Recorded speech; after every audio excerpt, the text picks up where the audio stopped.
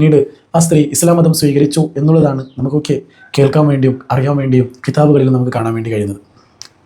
അപ്പോൾ അത്രത്തോളം ഒരു സ്വഭാവത്തെ ഉൾക്കൊണ്ട് ഇസ്ലാം മതത്തിലേക്ക് കടന്നു വന്നിട്ടുണ്ടെങ്കിൽ നമ്മുടെയൊക്കെ സ്വഭാവങ്ങൾ ആരെങ്കിലും കണ്ടുപോയാൽ എന്തായിരിക്കും അവരുടെ പ്രതികരണം എന്ന് ചിന്തിച്ചു പോകേണ്ട കാലഘട്ടത്തിലാണ് നമ്മളെല്ലാവരും ഇപ്പോൾ നിലകൊണ്ടിരിക്കുന്നത്.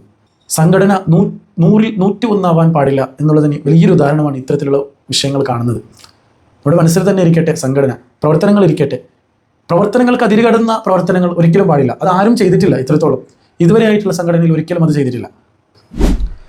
സംഘടനയുടെ പേരും പറഞ്ഞുകൊണ്ട് ഇസ്ലാം മതത്തെ തന്നെ അവഹേളിക്കുന്ന രീതിയിലുള്ള പ്രവർത്തനങ്ങളാണ് നടത്തിക്കൊണ്ടിരിക്കുന്നതെന്ന് പറഞ്ഞാൽ നിങ്ങൾക്ക് വിശ്വസിക്കാൻ കഴിയും. എന്നാൽ വിശ്വസിച്ചേ തീരൂ. ഒരു മയ്യത്തിനെ അടക്കം പള്ളിയിൽ നിസ്കരിക്കാൻ വേണ്ടി വിടില്ല, പള്ളിയുടെ അകത്തേക്ക് പോലും മയ്യത്തിനെ കടത്തില്ല എന്ന് പറഞ്ഞുകൊണ്ട് വയനാട് ഭാഗത്ത് ഒരു പള്ളി കമ്മിറ്റി ചെയ്ത കാര്യം എന്താണെന്നറിയോ? ഗേറ്റ് അടക്കം പൂട്ടുകയാണ്, മയ്യത്ത് നിസ്കരിക്കാൻ പാടില്ല, കരണ്ടൊക്കെ ഇല്ലാതെയാക്കി, പള്ളിയിലുള്ള വെള്ളത്തിൻ്റെ പോക്ക് വരെ ഒക്കെ നിർത്തിവെച്ച് ഇത്തരത്തിലുള്ള കാര്യങ്ങളാണ് ചെയ്തിട്ടുള്ളത്.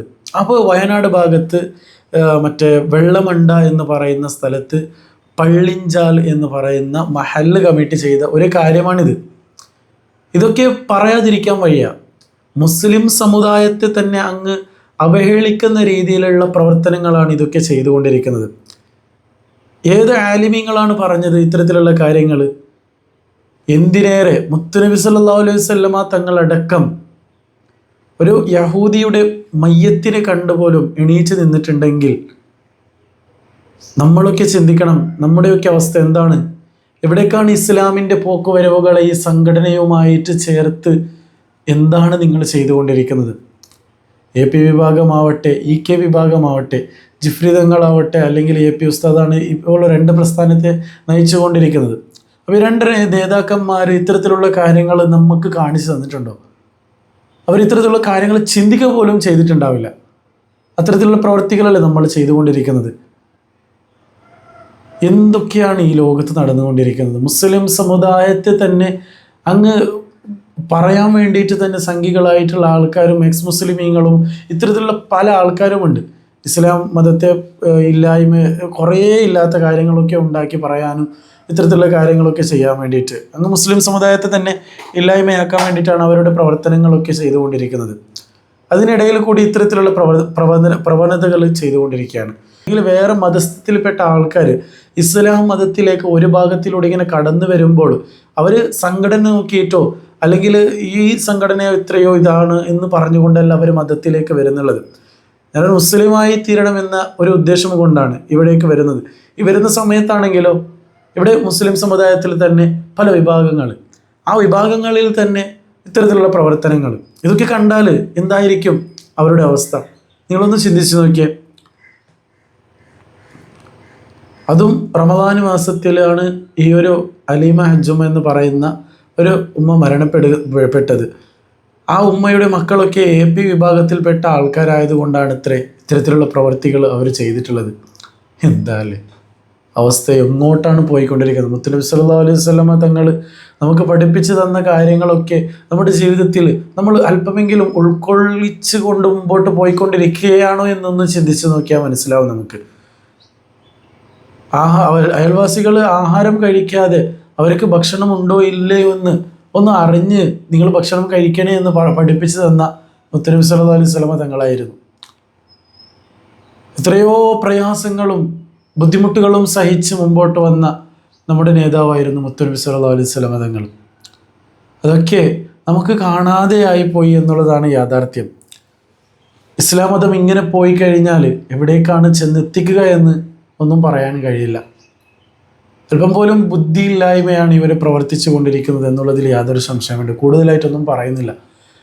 ഇത്തരത്തിലുള്ള പ്രവർത്തികൾ വരുന്ന സമയത്ത് ആ നാട്ടിൽ ആരെങ്കിലും ബോധമുള്ള ആൾക്കാരുണ്ടെങ്കിൽ കാരണട്ടൊന്നു കൊടുത്ത് പറയുക, ഇസ്ലാം മതത്തിൽ എവിടെയാണ് ഇത്തരത്തിലുള്ള കാര്യങ്ങൾ പഠിപ്പിച്ചു തന്നിട്ടുള്ളതെന്ന് ചോദിക്കുക. പള്ളി കമ്മിറ്റി ആണെങ്കിലും ഇത്തരത്തിലുള്ള പ്രവർത്തികൾ ചെയ്യുന്നത് ശരിയാണോ? എന്താ അവസ്ഥ അല്ലേ?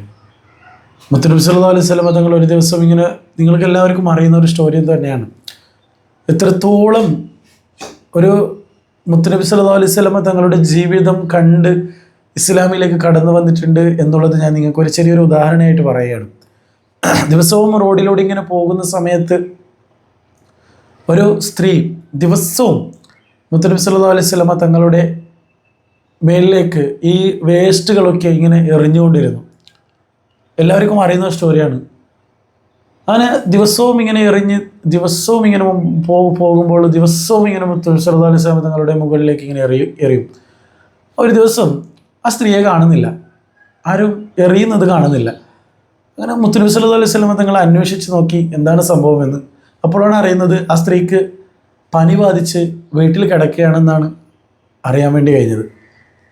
അങ്ങനെ മുത്തുനബി സല്ലല്ലാഹു അലൈഹി വസല്ലമ തങ്ങൾ എന്ത് ചെയ്തെന്ന് വെച്ചാൽ നല്ല അടിപൊളി, അങ്ങനെ തന്നെ ആവണമെന്ന് കരുതിയിട്ട് അവിടെ പോയില്ല, ആ വീട്ടിലേക്ക് പോവുകയാണ് ചെയ്തത്. മുത്തുനബി സല്ലല്ലാഹു അലൈഹി വസല്ലമ തങ്ങൾ ആ സ്ത്രീയുടെ വീട്ടിലേക്ക് പോവുകയും അവിടെ എന്തോ മന്ത്രിച്ചു കൊടുത്തു എന്ന് ഒരു ഇബാറത്തിൽ പറയുന്നുണ്ട്. അങ്ങനെ മന്ത്രിച്ചു കൊടുത്തു, എന്നിട്ട് അവിടെ നിന്ന് മടങ്ങി പോവുകയാണ് ചെയ്തത്. പിന്നീട് ആ സ്ത്രീ ഇസ്ലാം മതം സ്വീകരിച്ചു എന്നുള്ളതാണ് നമുക്കൊക്കെ കേൾക്കാൻ വേണ്ടിയും അറിയാൻ വേണ്ടിയും കിതാബുകളിലും നമുക്ക് കാണാൻ വേണ്ടി കഴിയുന്നത്. അപ്പോൾ അത്രത്തോളം ഒരു സ്വഭാവത്തെ ഉൾക്കൊണ്ട് ഇസ്ലാം മതത്തിലേക്ക് കടന്നു വന്നിട്ടുണ്ടെങ്കിൽ നമ്മുടെയൊക്കെ സ്വഭാവങ്ങൾ ആരെങ്കിലും കണ്ടുപോയാൽ എന്തായിരിക്കും അവരുടെ പ്രതികരണം എന്ന് ചിന്തിച്ച് പോകേണ്ട കാലഘട്ടത്തിലാണ് നമ്മളെല്ലാവരും ഇപ്പോൾ നിലകൊണ്ടിരിക്കുന്നത്. ഇതാണ് അവസ്ഥ.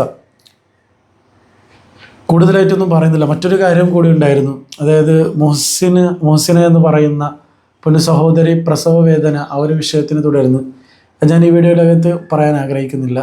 ഇൻഷാ അല്ലാ അടുത്തതായിട്ട് ഞാൻ ആ ഒരു വീഡിയോനെ സംബന്ധിച്ച് നിങ്ങൾക്ക് കൃത്യമായിട്ട് പറഞ്ഞുതരാം എന്താണ് അവിടെ സംഭവിച്ചതെന്ന്.